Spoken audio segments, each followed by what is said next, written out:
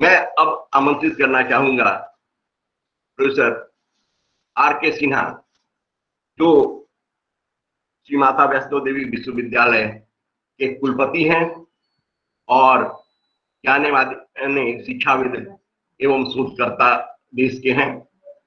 वह इस पर नई शिक्षा नीति पर अपना विचार रखना चाहेंगे। प्रोफेसर सिन्हा, कृपया।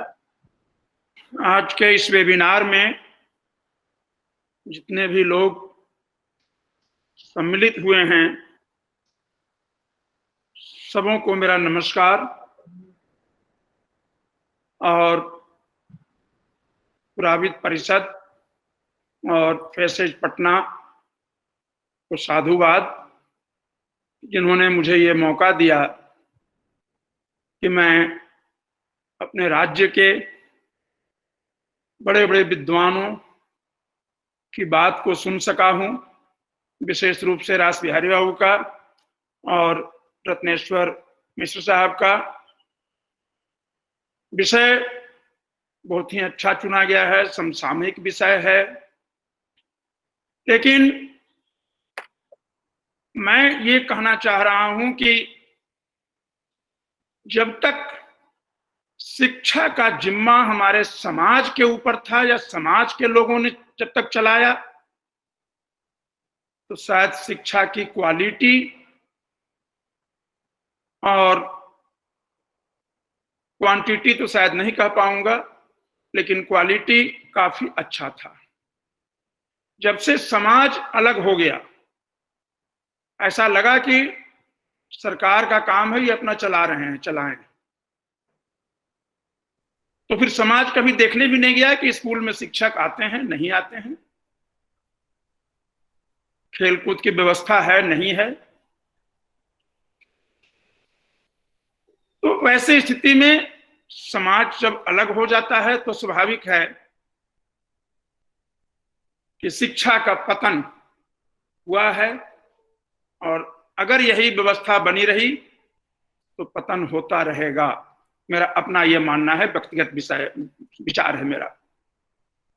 दूसरी बात मैं कहना चाह रहा हूं कि चैरिटी बिगिंस एट होम। किसी भी बच्चे का जो प्रथम पाठशाला है वो मां का गोद है, और वहीं से वो सीखना शुरू करता है। शायद जब न बोलता है तब भी वो ऑब्जर्व करता है बहुत ध्यान से,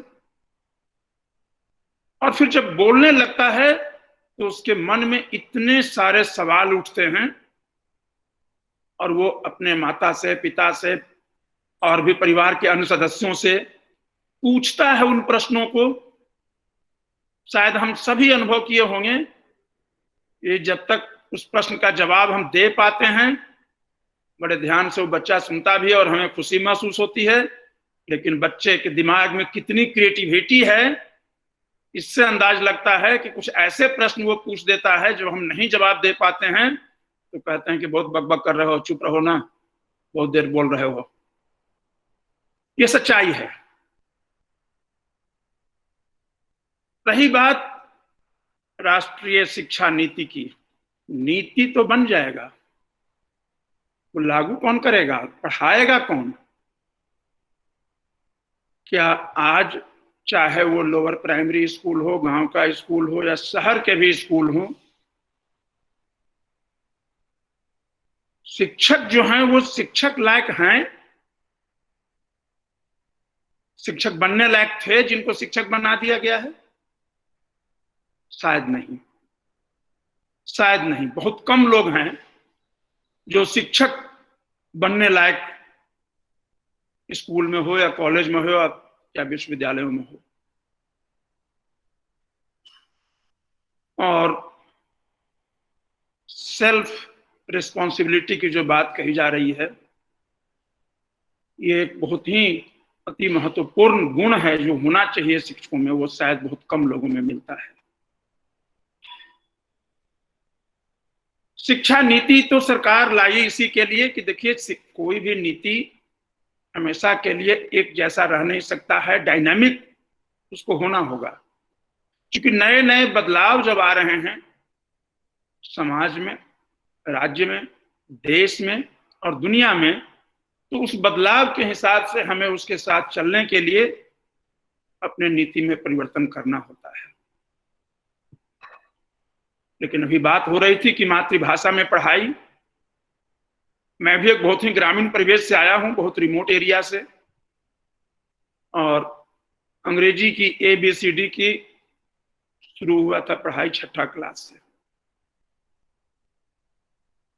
लेकिन लोअर प्राइमरी स्कूल, गांव का स्कूल, जिस तरह से रास बिहारी बाबू कह रहे थे कि वो पीपल के पेड़ के नीचे, कुछ उसी ढंग का स्कूल हमारा भी था कि एक कमरा मिट्टी का बना हुआ, उसको पुआल से लोग छा देते थे, गांव के लोग बरसात के बाद मरम्मत भी कर देते थे, और जमीन पर बैठ करके हम लोग पढ़ाई करते थे। कोई फर्नीचर नहीं था स्कूल में, गुरुजी के लिए कुर्सी तक नहीं था। लेकिन गुरुजी आते थे बिल्कुल 10 बजे, और 4 बजे के पहले कभी जाते नहीं थे। और कोई बच्चा अगर नहीं आया है स्कूल तो शायद वो स्वयं पहुंच जाएंगे उसके दरवाजे पर कि कहीं बीमार तो नहीं हो गया है, क्यों नहीं आया। इस तरह की कमिटमेंट कहीं देखने को नहीं मिलता है, आज नहीं मिल रहा है। नई शिक्षा नीति में कई तरह के प्रावधान किए गए हैं जिसकी चर्चा काफी हुई है, लेकिन मैं ये देख रहा हूं कि आज हमारे बच्चे या हमारे देश के लोग, चर्चा हो रही थी कि नोबेल लॉरियट क्यों नहीं बन पाते हैं, या मैं ये कहूं कि ओलंपिक में भी गोल्ड मेडल बहुत ही बिरले कभी कभी लाते हैं, कला के क्षेत्र में भी दुनिया में हम कहीं स्थान नहीं पाते हैं, साहित्य के क्षेत्र में भी नहीं पाते हैं, कहां कमी है। तो मुझे मौका मिला है, कम से कम 20-22 कंट्री तो जाने का मौका मिला है, और विदेशों में भी मैं 70-75 लेक्चर तो दिया हूं जाकर के, और लोगों से मिलकर ये जानने की कोशिश किया कि ये कैसे हमसे अलग हैं, क्यों इतना हर क्षेत्र में आगे आ जाते हैं। छोटा छोटा देश, चाहे वो ओलंपिक हो, चाहे वो नोबेल प्राइज हो, या फिर साहित्य कला का क्षेत्र हो, कुछ हर क्षेत्र में हमसे आगे हैं, क्यों। ये सवाल मेरे मन में बहुत अर्ली डेट से उठता था। लेकिन जब विदेश जाने का मौका मिला तो संयोग था कि पहली बार मेरी विदेश यात्रा यूनिवर्सिटी ऑफ मैनचेस्टर इंग्लैंड में लेक्चर देने के लिए था, और मैंने ये जानने की कोशिश किया कि यहाँ लोग करते क्या हैं। वो बच्चों का इंटरेस्ट बचपन से ही बहुत ध्यान से देखते हैं कि किस तरफ झुकाव है इसका, और वो गार्जियन फिर उसी दिशा में उसको प्रमोट करते हैं।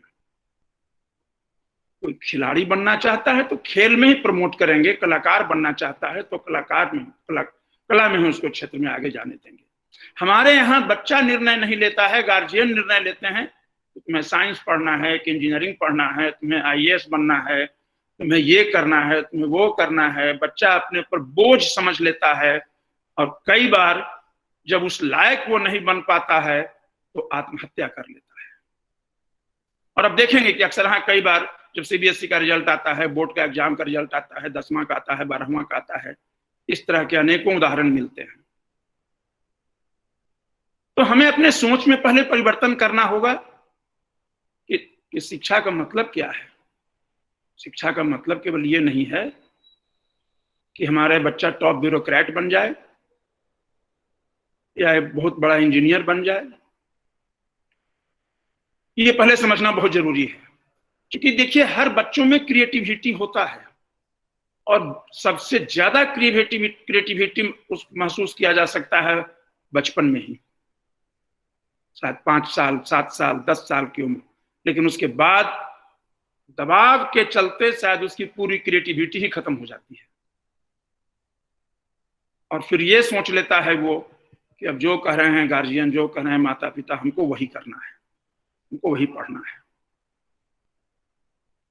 दूसरी चीज मैं ये भी कहना चाहता हूं कि शिक्षा और ज्ञान, इसमें फर्क है, बहुत फर्क है। एक अशिक्षित आदमी भी काफी ज्ञानी है, इस बात को पहले हम लोगों को महसूस करना होगा, एक्सेप्ट करना होगा कि गांव का किसान जो पढ़ा लिखा नहीं है वो अपने काम में काफी ज्ञान रखता है। किस मिट्टी में कितना पानी चाहिए, किस फसल में कितना पानी चाहिए, कब बीज बोएंगे, क्या देखता है वो। शायद एक मछुआरा का 10 साल का बच्चा मछलियों की पहचान जितनी आसानी से वो सैकड़ों मछलियों को कर लेगा, फिशरीज में मास्टर डिग्री लेने वाले लोग भी एक मछली को पहचानने के लिए 10 बार किताब उल्टेंगे। तो शिक्षित होना और ज्ञानी होना दोनों फर्क है। साथ साथ विजडम भी बहुत जरूरी है और विजडम को रिस्पेक्ट करना होगा। मैं सिंपल सा उदाहरण देता हूं, बिहार का ही देता हूं कि आज उत्तर बिहार पूरे बाढ़ से प्रभावित है, इतना ज्यादा हर साल ही हो रहा है। मेरा यह मानना है कि शायद हजारों साल से people had learn to live with the floods and they had wisdom. मेरा यह भी मानना है कि अगर किसी को वहां पर लाइवलीहुड नहीं है, जीविकोपार्जन के साधन नहीं है, बहुत खतरा है, तो वहां बसेगा ही नहीं, कभी वो कहीं और जाकर बसेगा। तो ये जो उनको जो ज्ञान था, जो विजडम था उनके पास में, शायद कभी हम उसका वैल्यू नहीं किए और बड़े बड़े इंजीनियरिंग और आईआईटी से पढ़े हुए लोग इंजीनियर बन गए, कई बड़े बड़े टॉप ब्यूरोक्रेट बन गए, बिना उनको कंसल्ट किए हुए जो चाहा वहां निर्माण कर दिया। चाहे तटबंध का निर्माण हो, बांध का निर्माण हो, गांव के लोगों को जरूरत थी कि नहीं, इसकी कोई चिंता नहीं करना है। और नतीजा है कि आज डाटा हमारे सामने है। 1950 के दशक में 25 लाख हेक्टेयर बाढ़ प्रोन या फ्लड प्रोन एरिया था, आज के दिन वो 70 लाख हेक्टेयर हो गया है। और आज भी उस काम को हम करते चले जा रहे हैं। जब दवा दे रहे हैं, बीमारी बढ़ रहा है, लेकिन बीमारी को दवा देना बंद नहीं करेंगे। तो यहां अंतर हो जाता है ज्ञान और शिक्षा में। तो बच्चों को ज्ञान भी मिलता है बचपन से ही परिवार से, और शिक्षा भी ग्रहण करता है वो। लेकिन सबसे जरूरी चीज है कि इस शिक्षा नीति में भी कहा गया है ह्यूमन वैल्यूज। ह्यूमन वैल्यूज तो वो भी वहीं से शुरू होता है, माँ के गोद से, बचपन से। वो देखता है बड़ों को कौन सत्कार आदर सत्कार करता है, जात पात की बात तो नहीं करता है, फिर उसी में वो ढल जाएगा। तो सबसे जरूरी है कि बच्चों को अगर हमें आगे बढ़ाना है, जिसको मैंने महसूस किया अन्य देशों में भी, कि लोग खुद का उनका जो human values, family values, social values जो कहीं लिखा हुआ नहीं है, उसको बच्चा अडॉप्ट करता है अपने बचपन में और उसको शायद आजीवन पालन करता है। बहुत एडवांस एज में जाकर के हम बहुत अपना ह्यूमन वैल्यूज बहुत नहीं बढ़ा सकते हैं। मेरा यह मानना है कि जो चीज दिमाग में बैठ गया है वो सही बैठा रहेगा। उस नई शिक्षा नीति में ह्यूमन वैल्यूज की बात भी की गई है। स्कूली शिक्षा पर काफी जोर दिया गया है, लेकिन आज भी मेरा मानना है कि प्राथमिक जो उनका घर का स्कूल है, उससे बच्चे को जब निकलेगा, वो स्कूल जाएगा तो वहां फिर उसी तरह से व्यवहार करके वो सीखेगा। आप ये देखें कि मॉडल चाहे जो भी रहे, जब शायद हम लोगों ने पढ़ाई किया था उस समय 11वां में मैट्रिक होता था, हायर सेकेंडरी था, बाद में नई नई चीजें आई, 10+2+3 की बात आ गई, फिर कुछ और आया। लेकिन रास बिहारी बाबू कह रहे थे कि एक भी नोबेल लॉरियट क्यों नहीं पैदा हुआ। अपने देश में रह करके, पढ़ करके, आजादी के बाद शायद किसी ने नोबेल प्राइज नहीं पाया है। अब सत्यार्थी जी की बात कर रहे थे, वो तो खैर एक अलग क्षेत्र है। क्यों? अगर ये मैं कहूं आज कि शायद पूरे देश का +2 का बेस्ट ब्रेन आईआईटी में जा रहा है, जहां शायद सबसे अधिक खर्च किया जा रहा है, लेकिन एक आईआईटी ने एक भी नोबेल लॉरियट नहीं पैदा किया आज तक। दूसरा ये भी मैं कहना चाहता हूं कि शायद यही एक ऐसा देश है, इसके अलावा शायद एक जर्मनी है जहां मैक्स प्लांक हैं, कि पैरेलल व्यवस्था शुरू से कर दिया गया, CSIR लैब्स होंगे और उसके बाद यूनिवर्सिटी को बिल्कुल ही एक एक हिस्सा को काट काट करके अलग अलग विश्वविद्यालय बना दिए गए। मेडिकल के लिए अलग हो जाएगा, इंजीनियरिंग के लिए अलग हो जाएगा, एग्रीकल्चर के लिए अलग हो जाएगा, वेटनरी के लिए अलग हो जाएगा। यूनिवर्सिटी के पास बच जाएगा केवल आर्ट साइंस पढ़ाने के लिए, कॉमर्स पढ़ाने के लिए। और तब शायद हमारी सरकार, हमारा समाज भी ये उम्मीद करता है कि हमारा यूनिवर्सिटी तो कहीं आ ही नहीं रहा है रैंकिंग में दुनिया में। शायद सबसे पुरानी व्यवस्था अगर इंग्लैंड में भी हम मान लेते हैं, ऑक्सफोर्ड भी जाने का मुझे सौभाग्य मिला है, इंपीरियल कॉलेज लंदन भी जाने का सौभाग्य मिला है, या अमेरिका के में विजिटिंग प्रोफेसर रूप में जाने का सौभाग्य मिला है, और अमेरिका के कई यूनिवर्सिटी जाने का सौभाग्य मिला है। मैं देखता हूं कि उस यूनिवर्सिटी में सारी चीजों की पढ़ाई हो रही है। बहुत कम इंस्टीट्यूट हैं जो बड़े स्पेशलाइज्ड हैं। आज चर्चा की गई है कि हम सारे चीजों को फिर मल्टीडिसिप्लिनरी बनाएंगे। तो बनाएंगे क्या? मैं तो देख रहा हूं कि IIT तो सारा मल्टीडिसिप्लिनरी हो चुका है, पहले से ही हो चुका है। वहां बायोलॉजिकल साइंस भी है, वहां सोशल साइंस भी है, वहां ह्यूमैनिटीज भी है, वहां इकोनॉमिक्स भी है, सारी चीजें हैं। लेकिन अभी भी वो आइसोलेशन में है। मल्टीडिसिप्लिनरी इंस्टीट्यूशन है लेकिन स्टूडेंट्स मल्टीडिसिप्लिनरी नहीं हो पा रहे हैं, जिसकी व्यवस्था शायद किया गया है कि बैचलर डिग्री में 1 साल का होगा तो सर्टिफिकेट लेकर निकल सकता है वो चाहे तो, क्योंकि कई बार बच्चे किसी कारण से छोड़ देते हैं तो एटलीस्ट उनको 1 साल का एक सर्टिफिकेट तो मिल जाएगा। 2 साल के बाद अगर छोड़ता है किसी कारण से, डिप्लोमा मिल जाएगा, या फिर वो छोड़कर कहीं और भी कोई दूसरा सब्जेक्ट पढ़ना चाहता है। क्योंकि यूनिडिसिप्लिनरी जो सब्जेक्ट है वो बहुत ज्यादा कारगर नहीं है, क्योंकि वो कॉम्प्रिहेंसिवली समझ ही नहीं पाएगा न समाज को, न देश को, न पर्यावरण को, न टेक्नोलॉजी को। तो शायद ये एक बहुत बड़ा स्टेप मान रहा हूं मैं। हालांकि चॉइस बेस्ड क्रेडिट सिस्टम की बात की गई थी, लेकिन चॉइस बेस्ड क्रेडिट सिस्टम भी तो मैंने देखा अपने यहाँ भी, बिहार में भी देखा कि उसको इतना ना डाइल्यूट कर दिया गया कि चलो किसी तरह से खाना पूर्ति कर दो। उस खाना पूर्ति के चक्कर में तो हमारे विश्वविद्यालय और कॉलेज अपने को इतना सीमित कर लेते हैं कि उसका लाभ पहुंच नहीं पाता है बच्चों तक। और जैसा मैंने शुरू में ही कहा कि समाज की जिम्मेवारी है, तो शायद जब तक समाज और सरकार सब लोग एक्टिव थे तो शिक्षकों की कोई कमी ना हमारे स्कूल में था, और ना क्वालिटी की कमी थी, ना यूनिवर्सिटी में था, ना कॉलेज में था।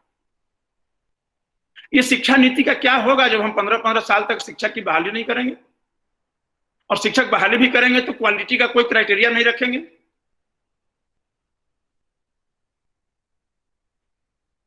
और बात आई रिसर्च के लिए, सरकार ने आज तो कहा है कि हम शिक्षा पर GDP का 6% खर्च करेंगे, लेकिन रिसर्च करने के लिए अगर लोगों को मोटिवेट किया जाएगा, प्रमोट किया जाएगा और इंसेंटिव दिया जाएगा, तभी तो फिर विश्वविद्यालयों में रिसर्च होगा और उस रिसर्च का लाभ टीचिंग पर भी आएगा। अदरवाइज मेरा ये अपना मानना है कि कॉलेज या विश्वविद्यालय में रिसर्च के बिना जो भी पढ़ाई है वो आधी अधूरी है। नए ज्ञान का सृजन तो रिसर्च के थ्रू ही हो सकता है, चाहे कोई भी विषय हो। और जब नए ज्ञान का हम सृजन नहीं कर सकते हैं तो नए ज्ञान अपने बच्चों तक हम नहीं पहुंचा सकते हैं। बच्चों में क्रिएटिविटी नहीं आ सकती है। और जब रिसर्च की बात हम करते हैं तो केवल प्रयोगशाला की बात हम नहीं करते हैं, समाज में भी रिसर्च हो सकता है, नेचर में रिसर्च हो सकता है, लेकिन साथ साथ इंटरैक्शन की बहुत जरूरत है। वहां बड़े बड़े सेमिनार, सिंपोजियम, कॉन्फ्रेंस में एक दूसरे को सुनने की जरूरत है, एक दूसरे से शेयर करने की जरूरत है। तो नए नए आइडियाज आते हैं और फिर उस आइडिया को आप अपने स्टूडेंट से शेयर करते हैं, स्वाभाविक रूप से उसको लाभ मिलेगा।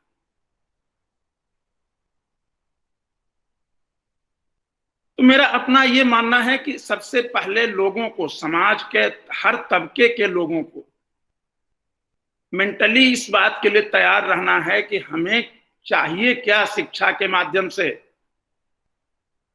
शिक्षा के माध्यम से ज्ञान भी चाहिए या केवल शिक्षा के माध्यम से कहीं कुछ नौकरी मिल जाए। तो उस स्थिति में तो यही हुआ है कि हम तो अनएम्प्लॉयबल पैदा कर किए हैं, अनएम्प्लॉयड नहीं किए हैं पैदा। क्योंकि मैंने देखा है, पटना विश्वविद्यालय में देखा है कि पीएचडी किए हुए बच्चा पीएचडी सारे कैपिटल लेटर में लिखता है,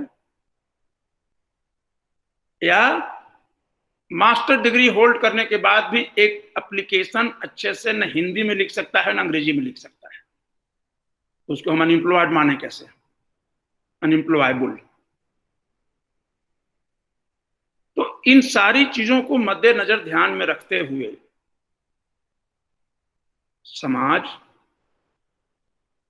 और जो हमारे संस्थाएं हैं, स्कूल, कॉलेज, विश्वविद्यालय और सरकार केवल पैसा देकर के अगर समझ ले कि हमने अपनी तीसरी कर लिया, लेकिन दूसरी तरफ यह भी मैं मानता हूं, जिस ढंग से सरकार का भी बिहेवियर होता है, ब्यूरोक्रेट्स का बिहेवियर होता है शिक्षण संस्थान के प्रति, वो कभी भी नई शिक्षा नीति हो, पुरानी शिक्षा नीति हो, बहुत आगे नहीं बढ़ सकता है।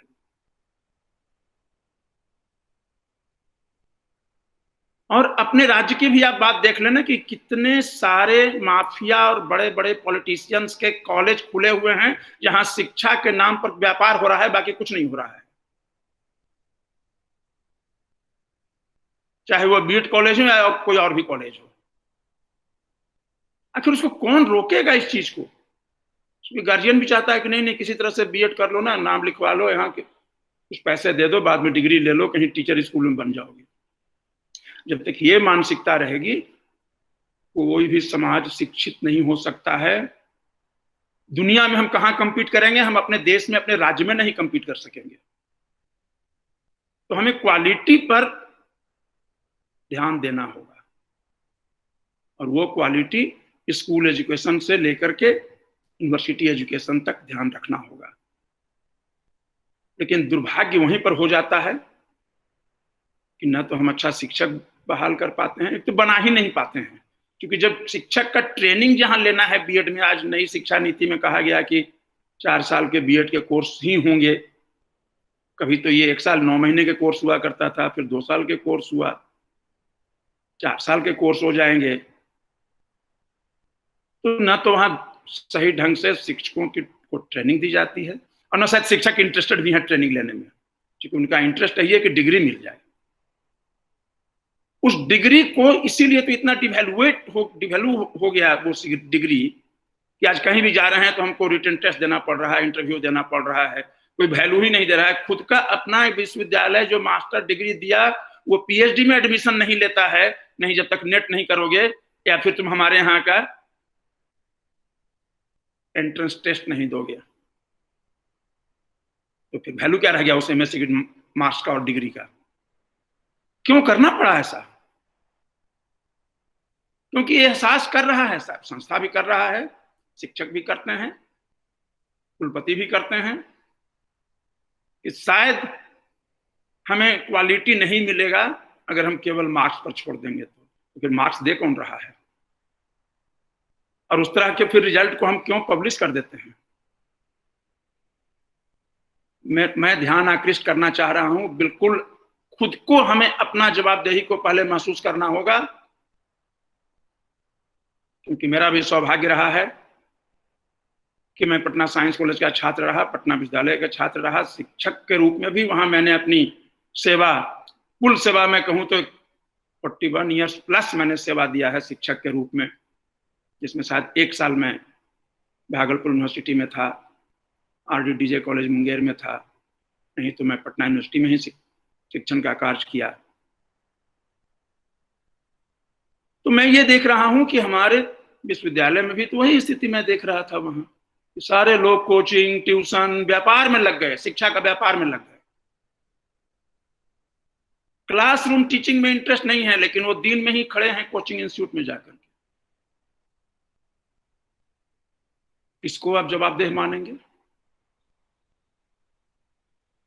फिर एक नेतरहाट स्कूल, रत्नेश्वर मिश्रा साहब ने कहा, वहां मुझे बहुत खुशी हुई जान करके कि ये नेतरहाट स्कूल के रहे हैं छात्र। नेतरहाट जैसे स्कूल और क्यों नहीं सरकार बनाया? एक ही स्कूल क्यों बना दिया गया था? जब बिहार झारखंड सारे एक थे तो एक ही स्कूल क्यों बनाया गया था? ये भी मैं देख रहा हूं कि मैं जिस हायर सेकेंडरी स्कूल से पास किया हूं, 1970 में मैं हायर सेकेंडरी किया था, +2 किया था, वो शायद कमिटी के द्वारा ऑर्गेनाइज्ड वो स्कूल था, वो राजकीयकृत भी नहीं हुआ था उस समय।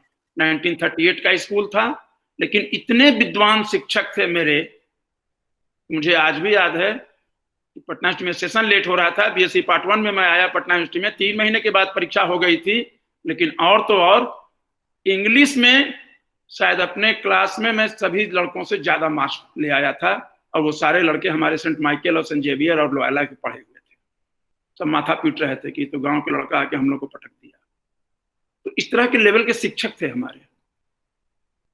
और मैं देख रहा हूं कि वही स्कूल जब राजकीयकृत हो गया है 77-78 में, तो क्वालिटी कितना डिटेरेट हुआ है वहां। इसका मतलब कि जब तक वो बिल्कुल प्राइवेट में नहीं था, कमिटी अपना चलाती थी, सरकार से कुछ फंड मिलता था, लेकिन समाज का नजर था उस स्कूल पर। तो जो भी शिक्षक थे, बड़े विद्वान शिक्षक लोग आए थे उसमें।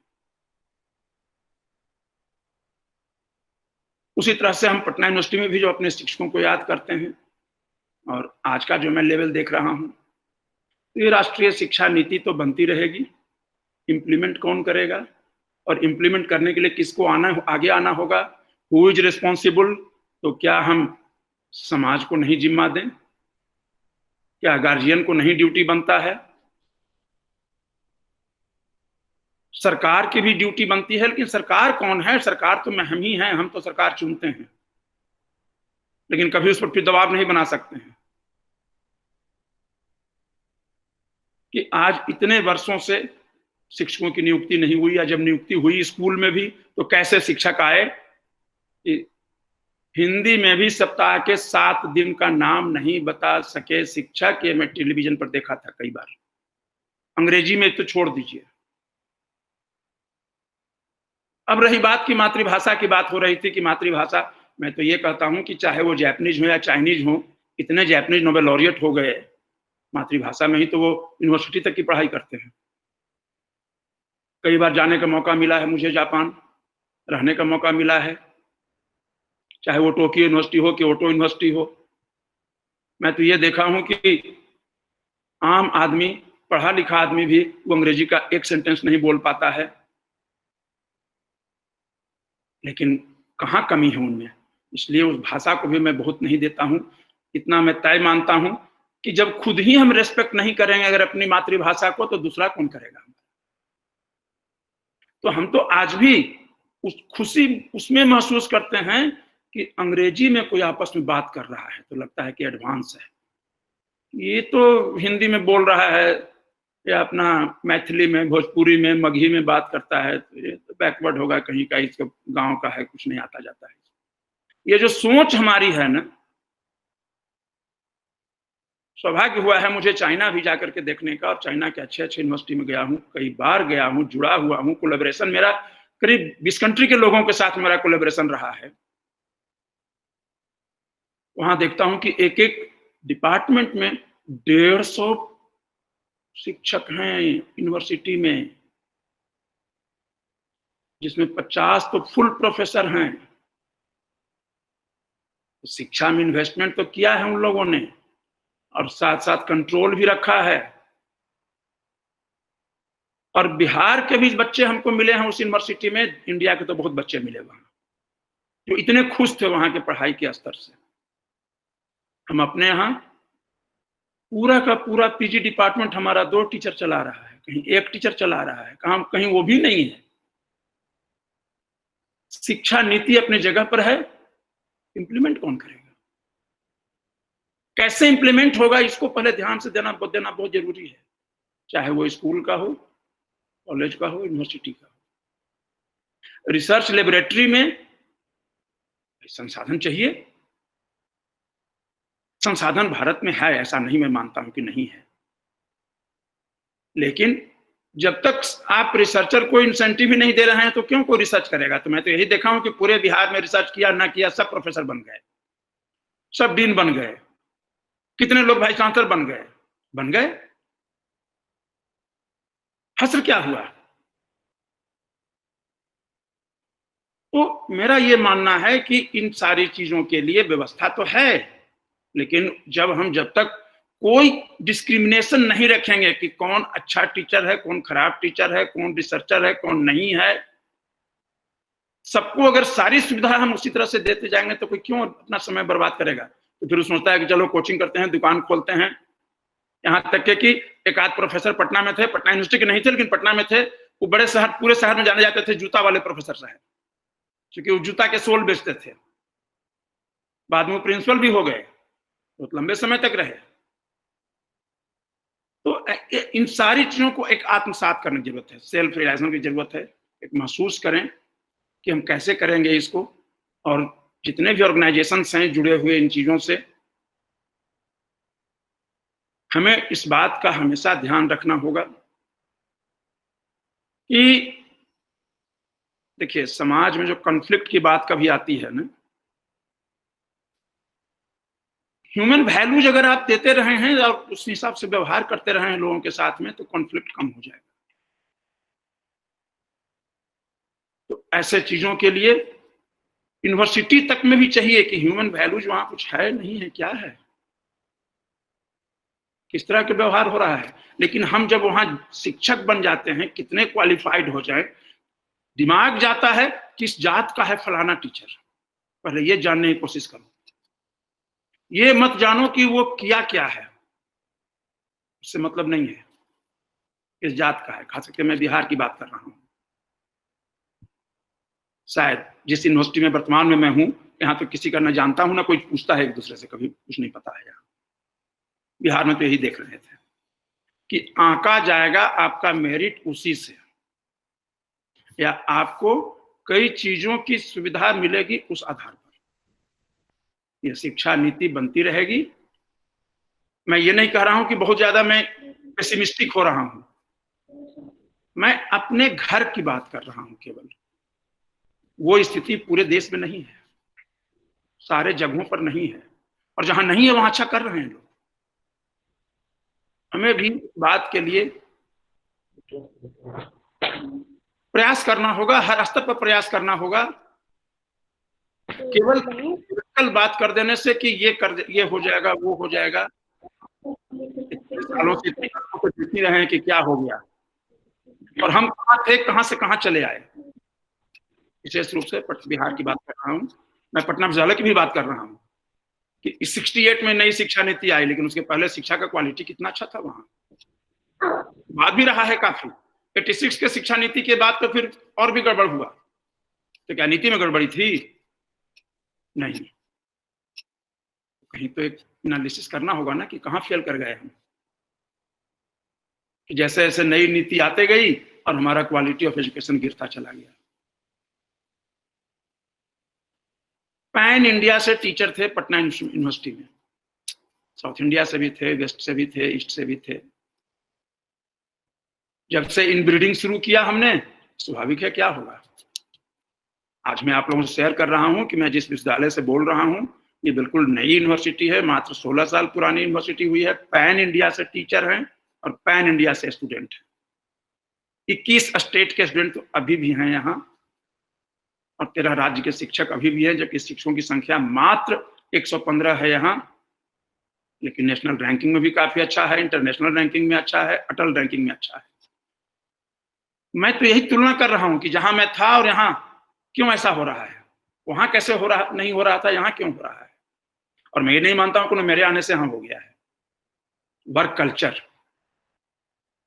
अभी बात कर रहे थे रत्नेश्वर मिश्रा साहब कि शिक्षकों ने विरोध किया अटेंडेंस का। मैं तो सर ये कहना चाहूंगा कि मैं तो आजीवन रहा वहां पटना यूनिवर्सिटी में। 9 बजे लेबोरेटरी खोलता था तो शायद मेरी लेबोरेटरी 12 बजे रात के पहले कभी बंद नहीं होती थी, डिपार्टमेंट में ही मैं बैठा रहता था। शिक्षक अगर आते रहते तो की जरूरत क्या पड़ती इसकी, लाना क्यों पड़ा। खुद हम जवाबदेह हैं उसके लिए। क्योंकि मैं एक उदाहरण दे रहा हूं कि पटना यूनिवर्सिटी के जिस जमाने में हम लोगों को सारे शिक्षक को सेल्फ ड्राइंग थे, हम लोग अपना बिल बना के पटना यूनिवर्सिटी में दे देते थे, सैलरी मेरे अकाउंट में चला जाता था। मुझे याद है कि लेट 80s में केमिस्ट्री के एक टीचर 3 साल बाहर थे, सैलरी बिल पर साइन करके चले गए थे, कोई दोस्त उनका वहां पहुंचा देता था, उनको सैलरी मिलता रहा। जब पता लगा यूनिवर्सिटी को, तब हुआ कि अब आपसे हेड का दस्तखत चाहिए सैलरी बिल पर, या प्रिंसिपल का दस्तखत चाहिए। सारी सुविधा, सारी छूट दिया था हमारे व्यवस्था ने। किया क्या हम लोगों ने? मोर ओवर एक मानसिकता ऐसी बन गई कि जो हमारा शिक्षक न पढ़ाता है और न आता है, लेकिन शायद सबसे ज्यादा सम्मान उसी को हम करते हैं, क्योंकि वो या तो नेफेरियस एक्टिविटी में है, क्रिमिनल है, या पॉलिटिशियन है। उसका सम्मान हम बहुत करेंगे। शिक्षकों की जब ये मानसिकता हो जाती है कि हम ऐसे लोगों को बाइकआउट नहीं कर सकते हैं, हम उसको सम्मान देंगे, क्या असर पड़ेगा बच्चों पर? फिर बच्चे उस शिक्षक के पास चले जाते थे और 100-200 बच्चे उसके इर्द गिर्द घूम रहे हैं, क्योंकि तो पॉलिटिशियन है भाई, कल कुछ मिल जाएगा हमको उसके साथ जाने से। हर बिंदु पर अपना अपना जो हम लोगों का अनुभव है, उस अनुभव के आधार पर कॉम्प्रहेंसिवली एक सोच बनानी होगी कि नई शिक्षा नीति सरकार लेकर आई है, इसका अधिक से अधिक लाभ कैसे मिलेगा, ये कोई बाहरी आदमी आकर नहीं बताएगा, खुद ही करना होगा, खुद हम लोगों को करना होगा, वहां के लोगों को करना होगा। और नहीं तो इस तरह की नीतियां बनते रहेंगी और हम जहां हैं वहां से नीचे ही गिरते चले जाएंगे। अब स्किल की जहां तक बात है, देखिए मिडिल स्कूल में जब मैं पढ़ता था, मुझे याद है कि उस समय काष्ठ कला का वहां एक कमरा था, रंदा चलाने के लिए सिखाया जाता था हर बच्चे को। सरकारी मिडिल स्कूल था। उस मिडिल स्कूल में खेती भी सिखाया जाता था कि आलू कब लगाओगे, कैसे लगाओगे, एक क्यारी आलू लगाओ, कितना अच्छा बैठेगा, तुमको मार्क्स मिलेगा उस पर। बेली का फूल, गुलाब का फूल, जितना बड़ा जिसका फूल निकलेगा उसमें उसको ज्यादा नंबर मिलेगा।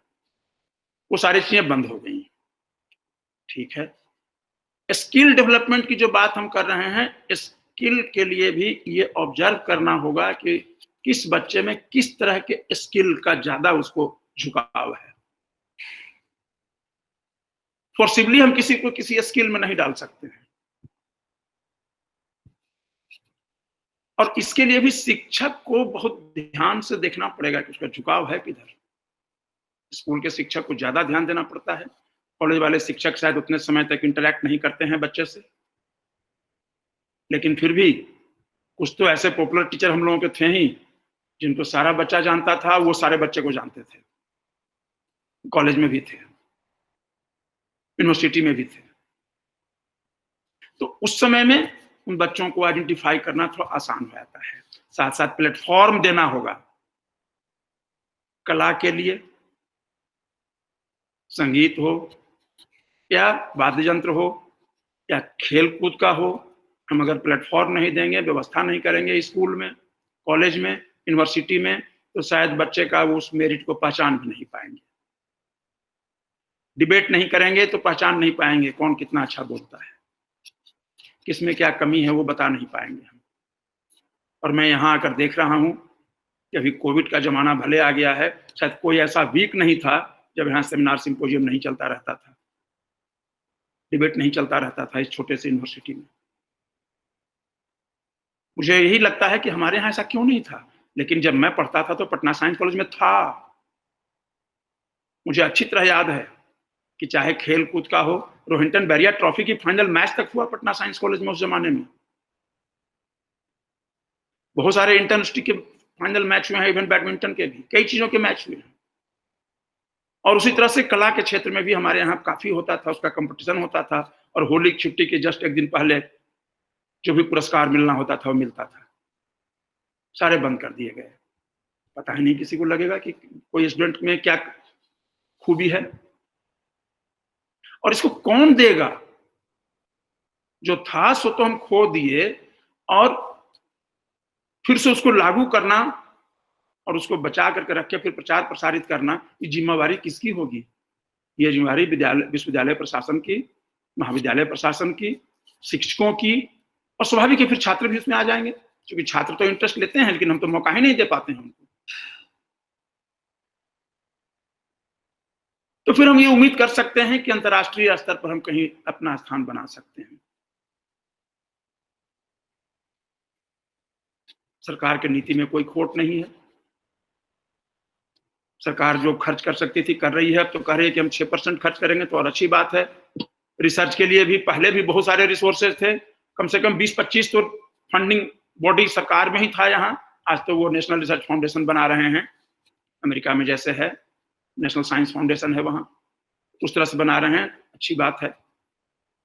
लेकिन मैं तो देख रहा हूँ कि उस रिसर्च का लाभ, रत्नेश्वर मिश्रा साहब, मैं आपसे विशेष रूप से कह रहा हूँ कि आप ये देख लें कि मात्र 3 बिहार के शिक्षक हैं इस विश्वविद्यालय में जहां मैं हूं अभी, और तीनों बड़े टॉप पर रिसर्चर हैं। और एक एक टीचर के पास में असिस्टेंट प्रोफेसर, 10 करोड़ का प्रोजेक्ट है, रिसर्च प्रोजेक्ट एक टीचर के पास में। इस क्वालिटी का रिसर्च कर रहे हैं कि लोग नेचर में छाप रहे हैं रिसर्च पेपर। हम अपने यहाँ रिसर्च पेपर का कोई वहां वैल्यू ही नहीं देते हैं, कहीं छाप दो हम प्रोफेसर बना देंगे तुम। मुझे याद है कि मैं आपके विश्वविद्यालय में, मिथिला विश्वविद्यालय में मैं गया था एक बार एक्सपर्ट होकर के, प्रोफेसर का था, और उसमें के कुलपति कह रहे हैं कि ना ना किसी तरह से इनका कर दीजिए, बहुत अच्छे आदमी हैं। 3 पेपर सिर्फ था उनका, वो भी क्वालिटी का पेपर नहीं था, और कुलपति रिक्वेस्ट किए जा रहे हैं कि ना ना किसी तरह से कर दीजिए। ऐसे में हम कैसे उम्मीद कर सकते हैं कि हम क्वालिटी बढ़ाएंगे, या एटलीस्ट जो अच्छे क्वालिफाइड है उनको हम प्रमोट करें, बाकी को तो रोकें। तो आप तो देख ही लिए कि पूरे बिहार में कभी किसी का तो प्रमोशन रुका ही नहीं कभी। उस स्थिति से हमें बाहर निकलने की जरूरत है और इसकी चर्चा होनी चाहिए। मैं धन्यवाद देता हूं आज ऑर्गेनाइजर्स लोगों का कि इन्होंने इतने अच्छे विषय को चुना और अच्छे लोगों को बुलाया।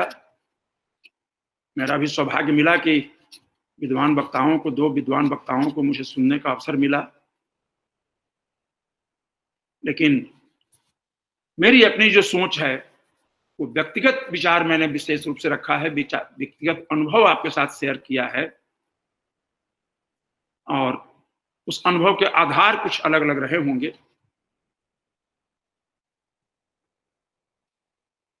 तो मैं अब ये सोचता हूं कि शायद अपनी बातों पर विराम दूं, क्योंकि नई शिक्षा नीति, जहां तक पढ़ने लिखने की बात है तो अवेलेबल है, नेट पर भी पढ़ लीजिए क्या किसने कहा, क्या क्या क्या है उसमें।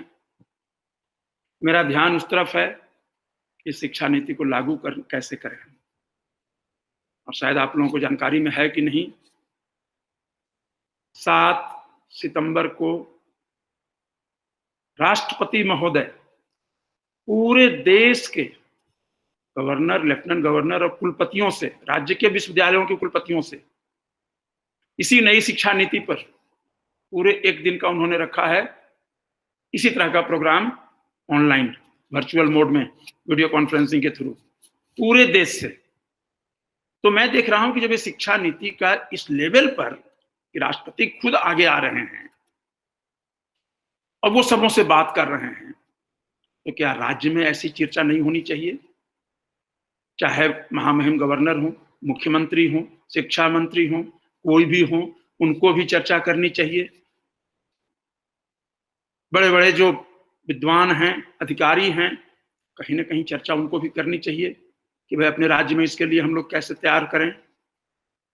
जब शेयर करेंगे तभी तो फिर कोई बताएगा उनको कि क्या दिक्कत है, कहाँ हमको करने की जरूरत है। ये इनिशिएटिव बिहार से जो लिया गया है आज नई शिक्षा नीति पर, मुझे बहुत खुशी हुई, क्योंकि अन्य जगहों से तो काफी कुछ हो रहा था, यहाँ भी हो रहा था।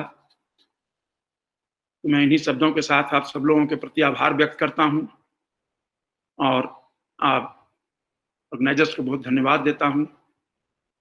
जय हिंद, नमस्कार। बहुत बहुत धन्यवाद सर। सही कहा सर आपने, पीपल के पेड़ के नीचे और मिट्टी के बने विद्यालय जो थे, उनसे जो शिक्षा प्राप्त कर जो शिक्षाविद निकले हैं, जो विद्वान निकले हैं सर, वो ज्ञान का प्रकाश चारों तरफ फैला रहे हैं। लेकिन आज लग्जरियस स्कूल, कॉलेजेस और यहाँ तक कि प्ले स्कूल भी इतना लग्जरियस हो गया है, उससे निकले छात्र छात्राएं आज अपना कोई मुकाम हासिल नहीं कर पाए, कोई वैसा सार्थक काम निकल कर सामने नहीं आ रहा है सर। इतनी सारी बातें, इतनी ज्ञान की बातें आज हुई, मन तो आह्लादित है सर, बहुत प्रसन्न है आप सबों को सुनकर सर। अब मैं अपने आज के इस व्याख्यान में सम्मिलित जितने भी विद्वत जन शामिल हैं उनसे आग्रह करती हूँ कि अगर आपके मन में कोई जिज्ञासा हो तो वो आप पूछें।